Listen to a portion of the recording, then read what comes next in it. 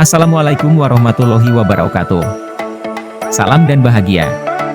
Saya Hotmar Rizky Siregar, calon guru penggerak Angkatan 8 SMA Negeri 7 Padang Sidimpuan, Sumatera Utara.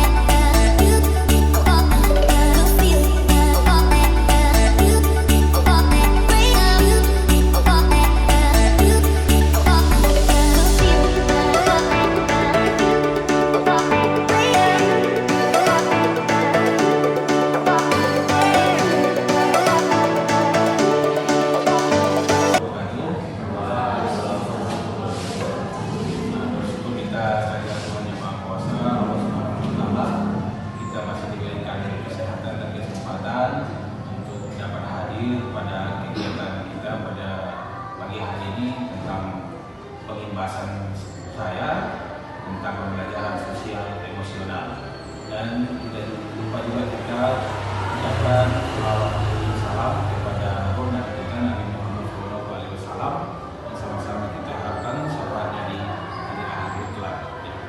Yang saya hormati rekan-rekan semuanya yang sudah hadir di sini. Senang rasanya bisa berbagi ilmu walaupun sedikit tentang pemahaman saya mengenai pembelajaran sosial dan emosional ini.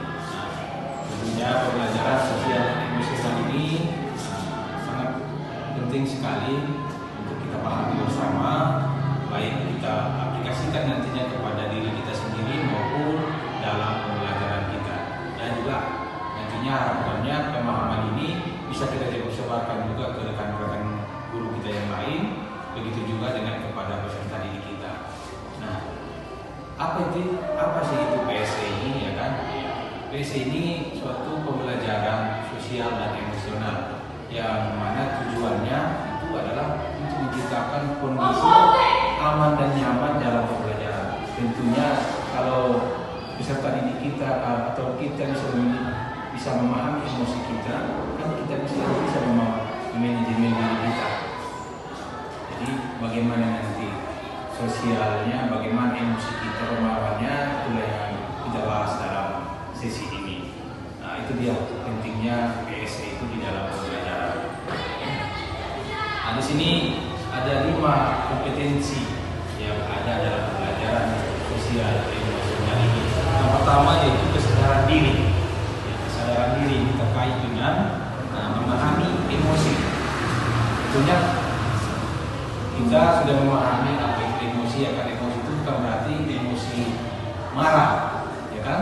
Tapi emosi itu banyak sekali, bisa sedih, ya kan? Bisa senang, bisa terharu, ya bisa juga nanti kita misalnya merasa terpuji, bisa juga kita efek yang menimbulkan bisa kita menjadi bahagia juga. Itu dia contoh-contoh emosi. Nah, selain itu emosi kesadaran diri ini juga berupa kekuatan, bisa memahami kekuatan dan kelemahan diri sendiri. Nah, tentunya kita masing-masing diri memiliki kekuatan dan juga memiliki kelemahan diri tersebut. Nah, juga bisa kita memahami seperti apa pengaruh dari setiap tindakan kita kepada orang lain di sekitar kita. Bisa kita memahami perilaku kita atau tindakan kita, bagaimana akibatnya terhadap orang lain di sekitar kita. Itulah yang dimaksud dengan kesadaran diri ini. Jadi selain kesadaran diri, ada juga kompetensi berikutnya yaitu manajemen diri. Setelah kita memahami diri kita, memahami emosi kita, tentunya diperlukan suatu manajemen diri. Apa itu manajemen diri? Manajemen diri itu tentunya kita mampu mengelola emosi tersebut. Sudah tahu kita marah, ya kan? Sudah tahu kita sedih. Apa yang akan kita lakukan berikutnya? Nah, harus kita bisa mengelola itu, manajemen itu dengan baik. Kita bisa mengatur diri sendiri, menetapkan tujuan juga, dan menggunakan strategi yang tepat dalam menghadapi tantangan itu. Itu dia yang disebut dengan manajemen diri dalam kompetensi sosial emosional ini. Jadi setelah kita paham tadi apa yang dimaksud dengan kesadaran diri, tentunya kita perlu memahami manajemen diri. cara kita untuk mengatur diri untuk memahami situasi yang ada. Itu dia kalau manajemen diri. Oke, kita lanjut ke kompetensi sosial emosional berikutnya, yaitu tentang kesadaran sosial. Jadi apa ini kesadaran sosial? Nah, kesadaran sosial ini tentunya bisa mengembangkan pemahaman tentang emosi dan perspektif orang lain.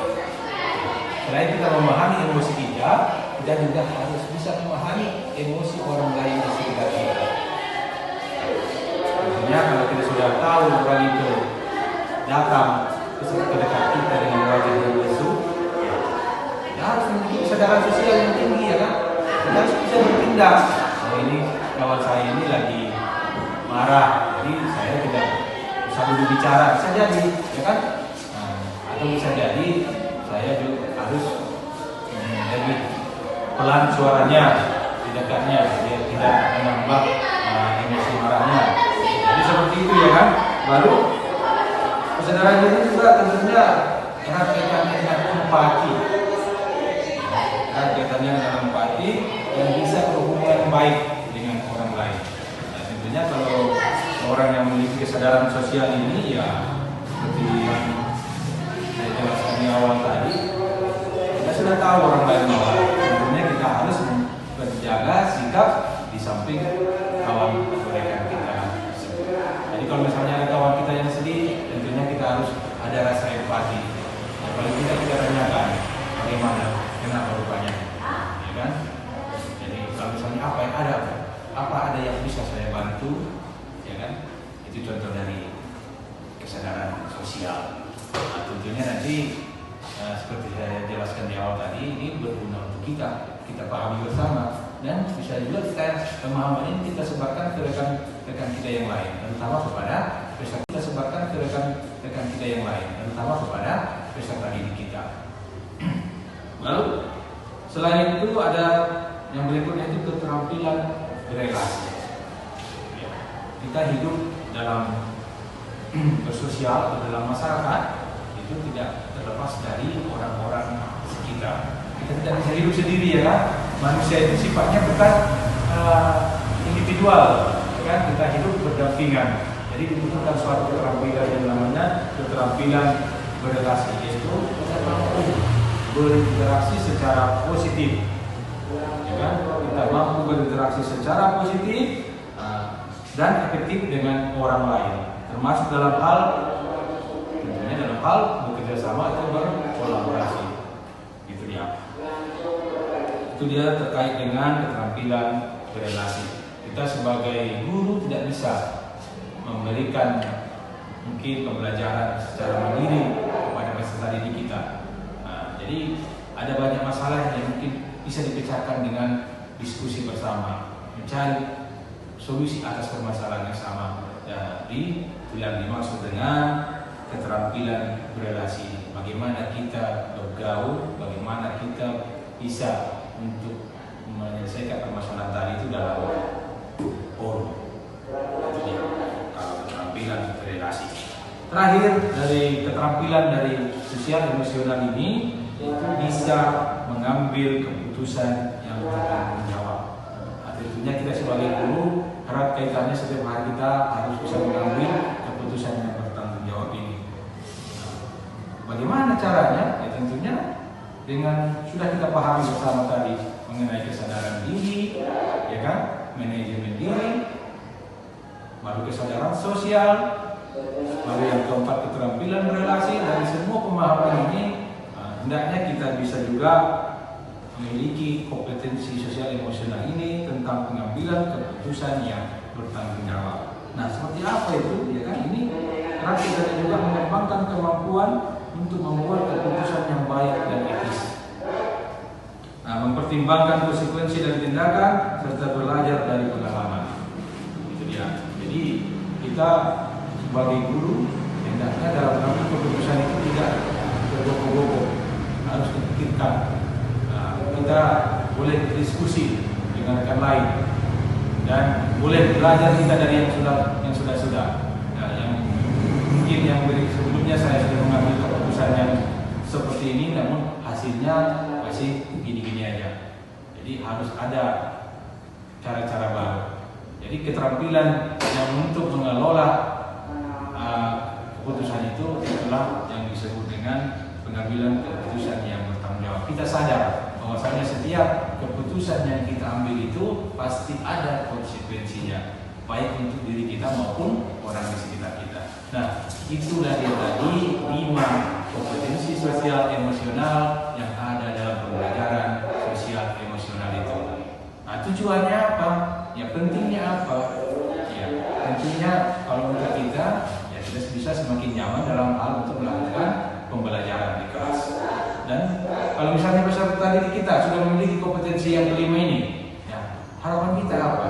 Harapan kita tidak ada lagi masalah dalam pembelajaran itu terkait dengan kenakalan remaja, kenakalan orang itu bisa jadi, atau mungkin sikap-sikap yang tidak terpuji di kelas. Harapannya dengan pemahaman ini bisa menciptakan suasana pembelajaran yang aman dan nyaman, sehingga bisa mendukung kita untuk lebih dewasa dalam memberikan pembelajaran kepada peserta didik, ya kan? Jadi tidak dulu lagi kita memberikan nasihat di kelas itu kan. Ketika anak-anak sudah memiliki kesadaran diri, memiliki kesadaran sosial ini, kita sebagai guru semakin legowo dalam memberikan pembelajaran. Jadi terjawab sudah ya kan, apa tujuan dari PS ini kan? Salah satunya adalah untuk menciptakan kondisi pembelajaran yang aman dan nyaman. Diharapkan dengan kondisi belajar yang kondusif ini kita bisa lebih terarah dalam memberikan pembelajaran tanpa gangguan. Kan gak enak juga kita sedang belajar, ya kan, memberikan materi, tiba-tiba ada anak yang capek, ya kan? Tiba-tiba ada anak yang berantem di kelas, tiba-tiba ada anak yang tiba-tiba menangis di kelas. Otomatis kan tersendat juga pembelajaran kita kan? Nah, sehingga dengan pemahaman ini, dengan kompetensi sosial emosional ini, diharapkan pembelajaran kita semakin terarah dan mengakibatkan harapan kita tujuan pembelajaran bisa dicapai dengan maksimal. Itu dia memang urgensi dari pembelajaran sosial emosional ini. Nah, selain itu sudah kita pahami 5 kompetensi sosial emosional itu. Rupanya ada hal lain juga yang mendukung kita supaya kelima kompetensi ini bisa berjalan dengan maksimal. Kita harus menjalankan kelima kompetensi ini dengan cara teknik kesadaran penuh. Ya kan? Kita juga harus bisa memahami apa itu kesadaran penuh itu. Nah, tentunya kesadaran penuh ini juga sangat penting dalam diri kita. Di mana dalam kesadaran penuh ini kita bisa berpikir jernih. Ya kan? Kita bisa meninggalkan masalah-masalah lain. Nah, bagaimana caranya? Ada satu cara, mungkin yang cara sederhana yang bisa kita terapkan baik dalam diri kita maupun dalam pembelajaran kelas. Nah, salah satunya adalah dengan teknik stop namanya. Jadi stop itu bisa kita terapkan dalam diri kita maupun dalam kelas kita untuk meningkatkan kesadaran kita. Ya, diharapkan dengan teknik-teknik itu bisa menjadikan kita sebagai seorang yang memang memiliki kesadaran penuh. Nah, bagaimana caranya? Ya, dengan teknik stop itu, yang pertama, ya kan, stop, kita berhenti sejenak dari kesibukan kita, atau kita arahkan dalam kelas, mungkin kita arahkan anak-anak untuk berhenti sejenak dari tugas-tugas pembelajarannya. Jadi setelah itu kita arahkan anak-anak itu untuk berhenti, berpikir sejenak, baru kita arahkan anak-anak untuk mengambil tarikan nafas, ya kan, tarik nafas. Setelah itu dibuang perlahan, baru pikirkan bahwasanya apa tujuan kita setelah hari ini atau setelah ini. Bahwasanya kita arahkan anak-anak atau diri kita untuk lebih terarah dan fokus kembali kepada pembelajaran di hari itu. Itu dia salah satu cara untuk meningkatkan kesadaran penuh ini. Nah, Dan mungkin masih banyak teknik-teknik lain yang bisa kita pelajari bersama lebih lanjut nanti. Oke, baru sudah kita pahami tadi apa sih pentingnya pembelajaran sosial emosional ini. Baru di dalam pembelajaran sosial emosional ini juga ada 5 kompetensi yang harus kita pahami dan harus kita sebarkan. Baru bagaimana cara mengimplementasikannya di sekolah kita. Ya, kan kita sebagai guru tentunya harus memikirkan cara bagaimana untuk menyebarkan pemahaman ini. Karena apa tadi tujuannya adalah untuk menciptakan suasana aman dan nyaman. Tentunya untuk menciptakan suasana aman dan nyaman ini tidak bisa kita sendiri di dalam kelas, ya kan? Nah, tentunya harus semua guru bisa memahami ini. Kita bayangkan saja ketika list 1-2, ya kan? Guru yang masuk itu tidak memahami KS ini. Kondisi kelas itu anak-anak ada yang tidur, ada juga yang berantem, ada juga yang tidak peduli dengan pembelajaran. Bagaimana ketika kita masuk di les ketiga, susah kita untuk kembali untuk mengarahkan anak-anak itu kan? Jadi kita harus ada kolaborasi secara bersama-sama. Guru di sekolah kita ini harus memiliki pemahaman tentang PSE ini, pentingnya PSE ini. Jadi ada beberapa 4 cara yang bisa kita lakukan dalam hal untuk implementasi pembelajaran sosial emosional ini. Yang pertama yaitu pengajaran eksplisit. Nah, pengajaran eksplisit itu pembelajaran secara langsung. Contoh pembelajaran eksplisit ini yang kita lakukan sekarang ini. Pembelajaran eksplisit ini namanya. Khusus kita biasanya untuk membahas pembelajaran ini, ya kan? Secara khusus itu maksudnya dia eksplisit. Nah, contohnya yang sedang kita laksanakan sekarang ini. Nah, baru yang kedua ada integrasi dalam praktik mengajar. Kita masukkan kompetensi-kompetensi sosial emosional tadi itu di dalam praktik mengajar kita. Mungkin yang dalam FPP kita bisa selipkan di mana untuk kesadaran sosial mungkin bisa kita masukkan di awal dengan mengkondisikan emosi anak-anak, ya kan? Kita berikan pemahaman walaupun di pagi hari tadi mungkin ada perasaan yang tidak enak di rumah, harapannya bisa kita kontrol di sini, yang kita berikan motivasi. Itu salah satu contoh mungkin kalau dalam integrasi di dalam pembelajaran, atau mungkin dalam hal untuk manajemen diri, ya kan? Kita bisa aplikasikan itu dalam pengerjaan tugas kelompok mungkin. Ya harus ada kesadaran diri di situ, ya kan? Harus ada kita bagi terarah, mungkin satu kelompok itu misalnya 4 orang, materinya dibagi 4, tanggung jawabmu untuk menuntaskan materi ini. Tanggung jawabnya siswa yang kedua untuk menuntaskan materi yang bagian ini. Mungkin dengan pembagian-pembagian itu bisa meningkatkan kesadaran diri anak dan juga bisa manajemen dirinya. Jadi ya mungkin salah satu contoh kecil implementasi PS ini dalam pembelajaran atau pengajaran kita. Baru yang ketiga itu melalui penciptaan iklim kelas dan budaya sekolah. Nah, tentunya ini dengan perlakuan kita sehari-hari. Kita cerminkan diri kita, bahwasanya kita bisa seorang guru yang memahami betul KSE ini dengan cara-cara kita bisa memahami emosi kita, bisa manajemen diri kita, ya kan, diharapkan bisa dengan perilaku kita ini bisa dicontohkan oleh peserta didik. Jadi dimulai dari kita dulu.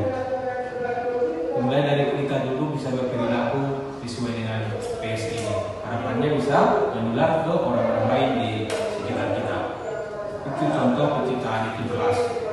Lalu yang terakhir itu penguatan PSE bagi pendidik dan tenaga kependidikan. Nah, bisa mungkin kalau dalam implementasi ini, contohnya dengan saya di sini memanggil rekan-rekan guru, ya kan, kita bersama-sama memberikan pembelajaran, memberikan pemahaman. Ini contohnya.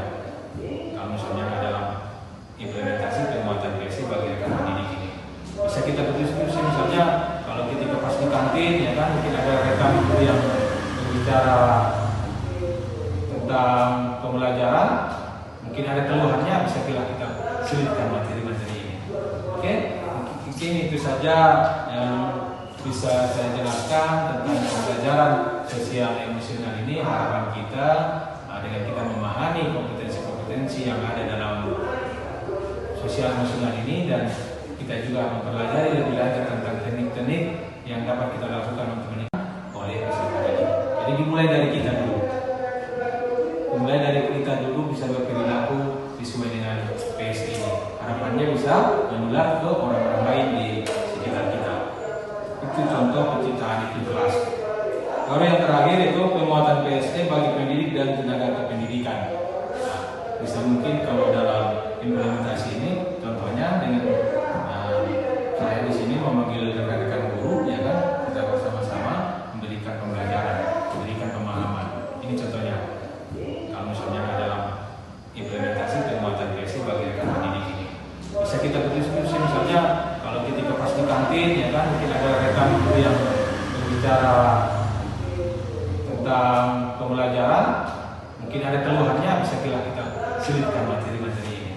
Oke, mungkin itu saja yang bisa saya jelaskan tentang pembelajaran sosial emosional ini. Harapan kita dengan kita memahami kompetensi-kompetensi yang ada dalam sosial emosional ini, dan kita juga mempelajari lebih lanjut tentang teknik-teknik yang dapat kita lakukan untuk meningkatkan kesadaran penuh.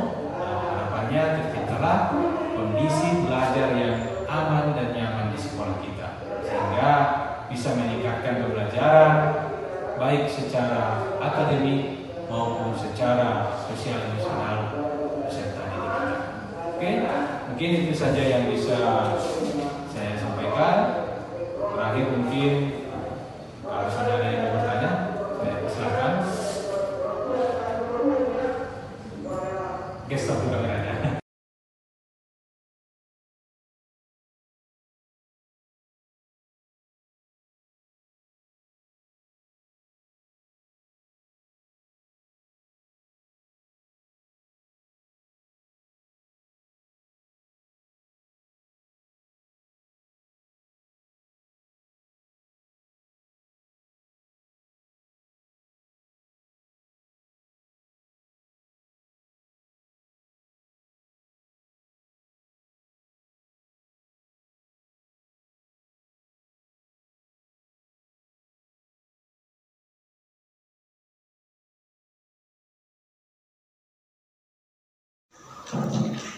Assalamualaikum warahmatullahi wabarakatuh.